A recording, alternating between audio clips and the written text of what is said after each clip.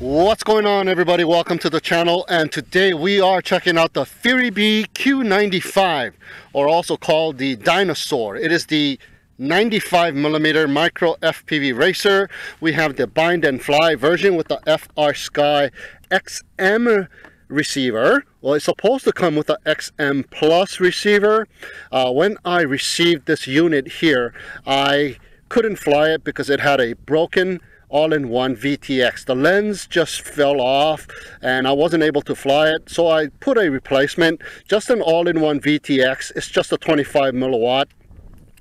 And in the meantime, what I did was I utilized the XM Plus receiver on a different model to test, and now I just inserted a XM receiver instead of the original XM Plus. So yeah, a couple of items that changed: the all-in-one VTX and the XM receiver. Now this baby here has a 3mm carbon fiber X frame, and it is the true X frame. We got a 1.5mm side plates, as well as another 1mm side top plate depicting some kind of a dinosaur. It's got some jaggedy edges, as well as the side plates as well. It kind of helps to protect the all-in-one VTX dipole antenna. So it's a design that is not necessary. You could actually take it off by unloosening these couple of screws here, but it does serve its purpose to help protect some of the components on the top. Now the motors on this baby are the all in purple. There's no markings on it. It is the 1104 6000 kV motors, and we got ourselves some four-bladed 2035 gem fan props. And the thing I like about this quadcopter here, comes with these landing legs right underneath the motor pod, so it lands and stays there perfectly, and it sticks the landing. As long as your battery is not too big and thick, it will land with the battery. As you can see, I could put a smaller, thinner 2 cell battery. I had to put a couple of foam pads because there's a couple of standoffs on the bottom, and it is a design that is kind of not really that great, having these standoffs on the bottom somehow, and that kind of puts a little height on the bottom of the battery base. So you're going to have to put some kind of foam pad, because you can't just put a battery right on top. It will get smashed with these standoffs. So I put two, not just one, two foam pads to protect the battery. So it's going to lift up the quadcopter somewhat, like so, but it'll still land pretty decent. The ESCs on this baby here is the 4-in-1 BL S 20 amp ESCs. They are the D-Shot ESCs, and they are able to handle 2 to 3 S batteries, so that is just awesome. The flight controller is the Omnibus F3 flight controller, and it is integrated with Betaflight OSD as well. Now it came with a firmware that is 3.1.7, which is kind of outdated. Nowadays it goes over 3.2, and you got that dynamic filter you can turn on. So I upgraded it to the latest 3.2.4.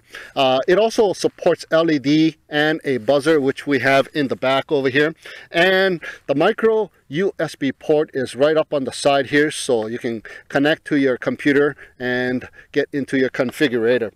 Now there's an all-in-one VTX. It is supposed to come with a 700 TV line, 120 degree horizontal, 150 degree diagonal field of view all-in-one VTX with a 72 channel capacity, 5.8 gigahertz. But I just have a 40 channel 25 milliwatt VTX, and the original VTX that comes with it is changeable, the power, 25, 100 and 200 milliwatt changeable all-in-one VTX. So, but we won't be using that one. We'll just be using this 25 milliwatt.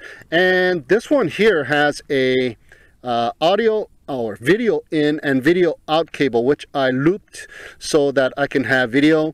But you could actually connect the video in and video out to the flight controller to have the Betaflight OSD, which I have not done. So I do not have any OSD for you today. So I'm just excited to fly it just the way it is. I just want to test out the quadcopter. I did fly it a couple of times in the backyard, and it flew pretty good. So we're going to go ahead and test this baby out. So I got the XM receiver here, and I got a double-sided sticky tape to the side panel on the side here because I didn't want to stick it on top of the flight controller how it's supposed to be as it came out of the box. And this is the box that it came with.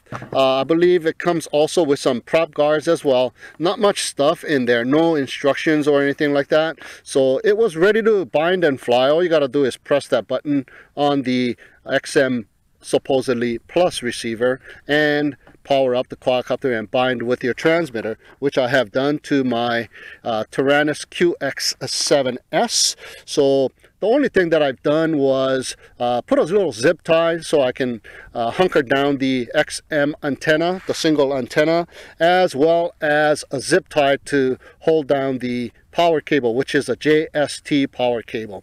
All right.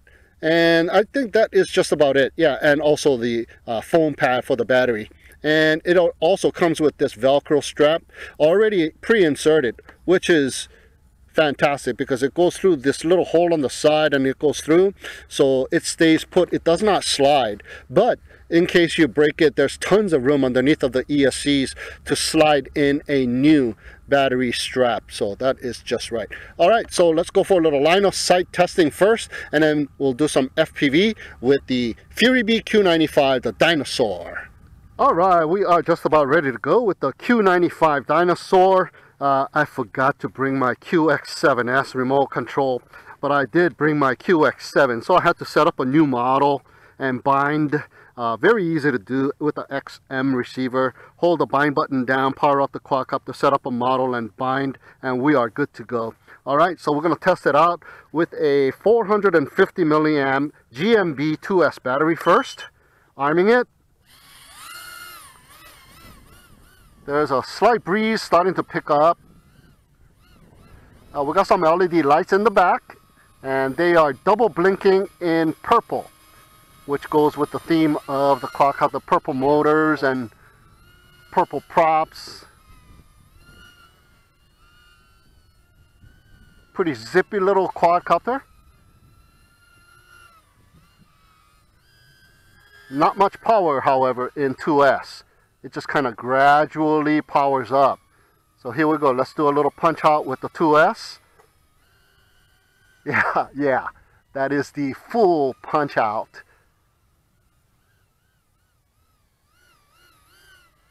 It's looking pretty fantastic though, isn't it?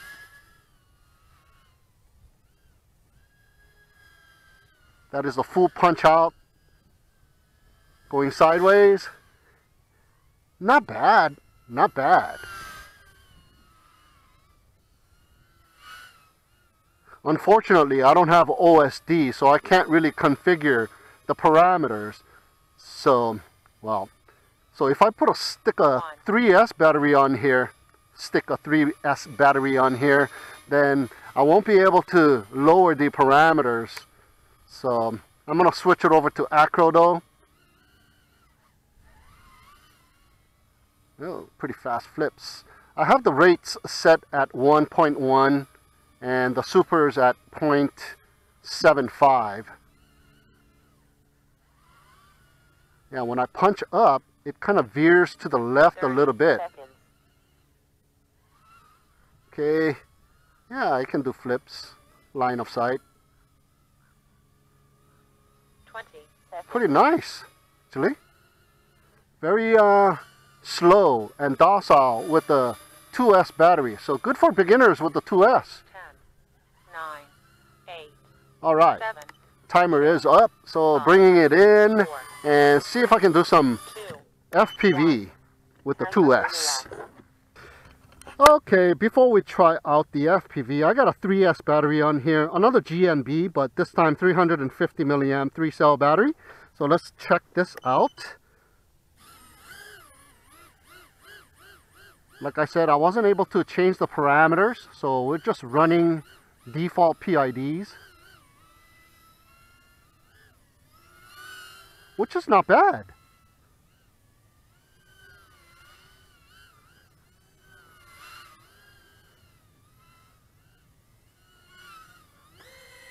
Now that's a little bit better with the 3S. Okay, let's do a little punch out one more time. full on. And it's got decent amount of power with the 3S.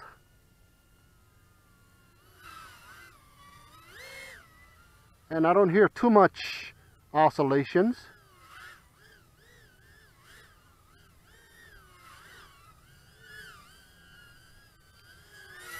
Nimble little guy, huh?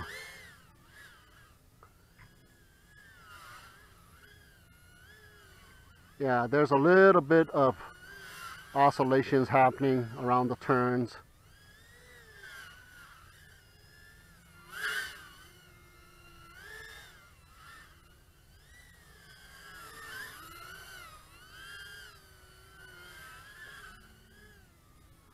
All right, not bad with a 3S battery.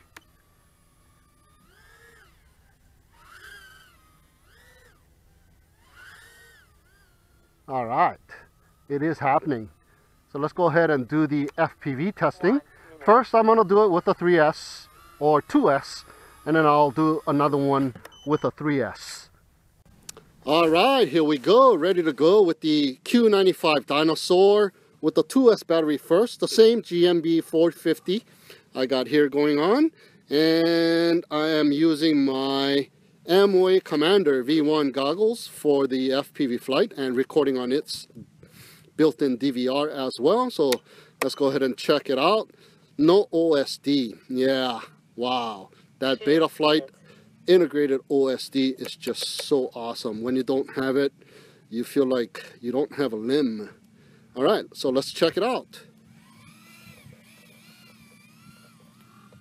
Well, the quality of the video feed is not going to be the one that came with the manufacturer's camera. So this is just a aftermarket all-in-one that I gotten. But so far, what it is feeling like is that I don't have enough power in 2S. I'm right around at 70%, 60 and 70%. And I'm just cruising around here. But the controllability is very, very nice. As you see, I kind of dip down when I make that turn. Not enough throttle. 2 minutes. But very nice with stock PIDs. Very, very controllable. And smooth too.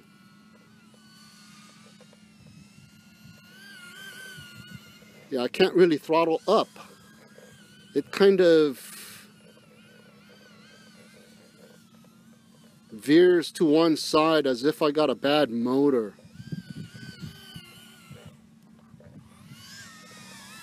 So that is not good. Maybe I got a unit that has a little bit of problem with one of the motors.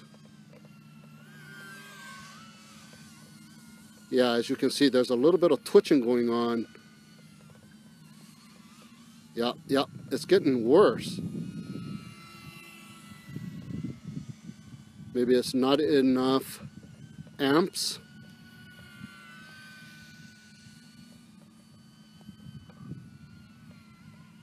Yeah, it's not happening. Yeah. So what I'm going to do is go ahead and land it and check it out with a 3S. I think it will do a lot better with the 3S. So let's go ahead and land this baby here. All right. Let's put on a 3S. All right, here we go with our second FPV flight. I got a 3S GNB 350 milliamp battery here. So let's check it out.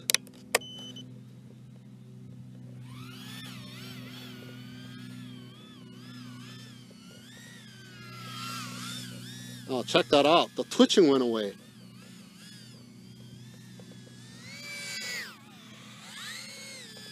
Much better with the 3S. 2 minutes.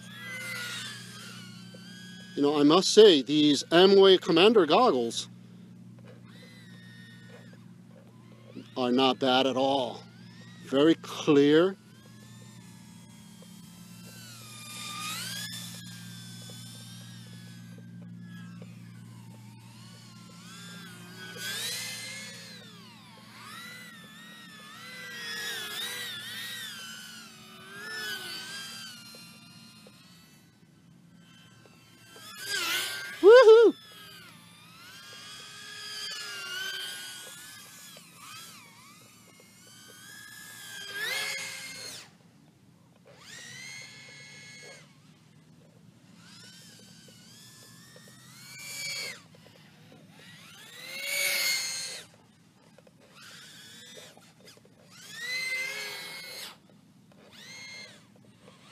1 minute. Very nice.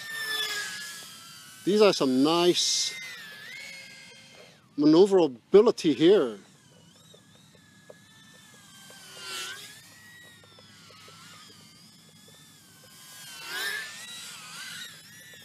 I don't know what my voltage is or anything like that, so I'm just going by feel here and my alarm on my Tyrannus. 30 seconds. Woo, woo, woo.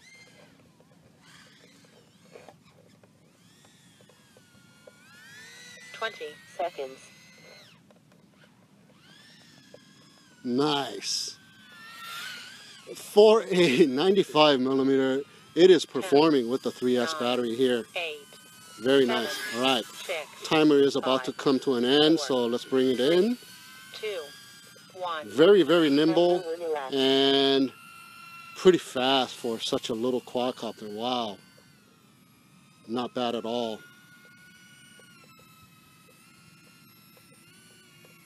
And it's got those nice little landing legs on each of the motors. So it should come down and stick that landing.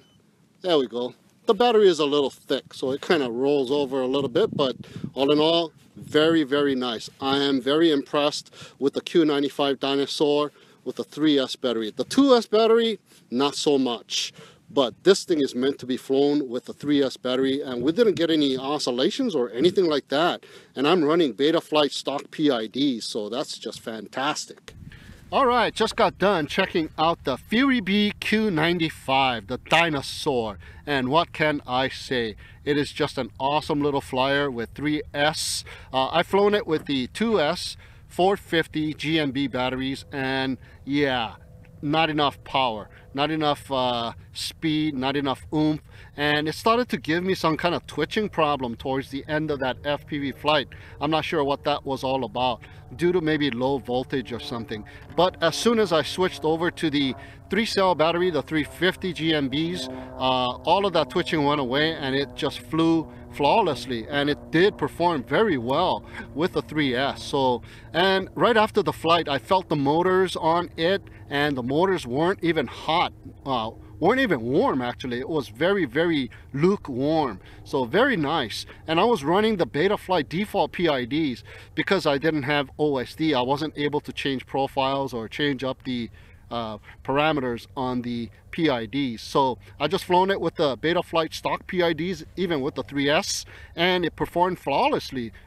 Just about no flutter or oscillations whatsoever. Just fantastic of a flyer. Flown it with the QX7, which is just another fantastic radio, and used the M-Way Commander V1 goggles this time, and I'm doing the recording on the built-in DVR, so the footage will be from the built-in M-Way Commander DVR, so that's gonna be pretty nice as well. So there you have it, guys, my review and flight test of the FuriBee Q95. Thank you so much for tuning in and watching. Have a great day, and we'll see you again next time.